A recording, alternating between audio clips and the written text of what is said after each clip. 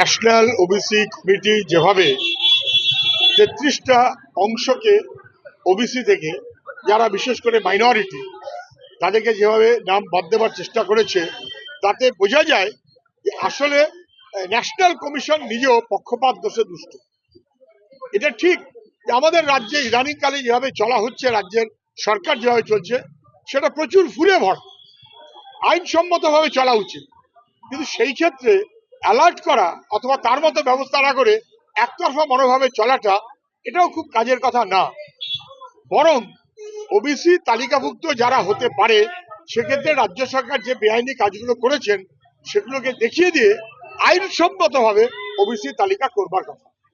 বিরোধীদের ওপরে হামলা করা হলো, মার্শাল দিয়ে বার করে দেওয়া হলো, এটা সচরাচর ঘটে না।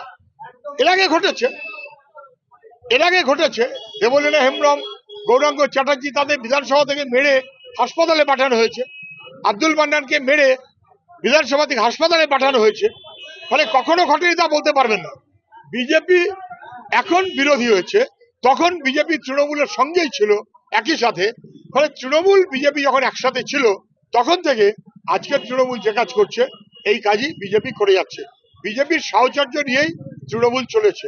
যেভাবে আজকে মার্শাল দিয়ে বিধানসভায় বিরোধীদের মেরে বার করা হয়েছে, আমি তার তীব্র নিন্দা করছি। এটা গণতন্ত্র সম্মত নয়। তৃণমূলের নেতারা হঠাৎ করে বলপ্রয়োগ শব্দটা একটু বেশি বলার চেষ্টা করছেন, কারণ ওরা ভয় পেয়ে গেছে।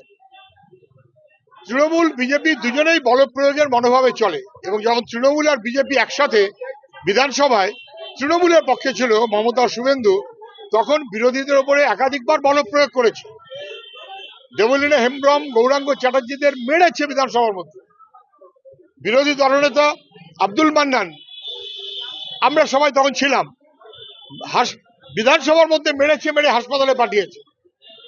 ফলে তৃণমূলের নেতা হিসেবে এখনকার বিজেপি নেতারা যা করেছেন, আজকের বিজেপি নেতাদের বিরুদ্ধে একই রকম বলপ্রয়োগ করছে তৃণমূল। মার্শাল দিয়ে বার করে দিয়েছে। তো এত জ্ঞান, গম্ভীর, যোগ্যতা, মার্শাল দিয়ে বার করে দিতে পারলো, আর মার্শাল ডাকলো, এই ভয়ে পালিয়ে গেল বিজেপি। হয় কখনো? বিধানসভা যেভাবে চলছে, সেটা কার্যত অগণতন্ত্রের সামিল। গণতন্ত্রকে ধ্বংস করা হচ্ছে। গণতন্ত্রের পীঠস্থান বিধানসভা, আইনসভা, সেটা না করে এখন গণতন্ত্রকে ধ্বংস করার জায়গা হচ্ছে বিধানসভা। সেইভাবেই বিধানসভা পরিচালিত হচ্ছে। স্পিকার নিজে নানান রকম এমন কাজে যুক্ত হয়ে যাচ্ছেন, যেটা সংবিধান সম্মত নয়।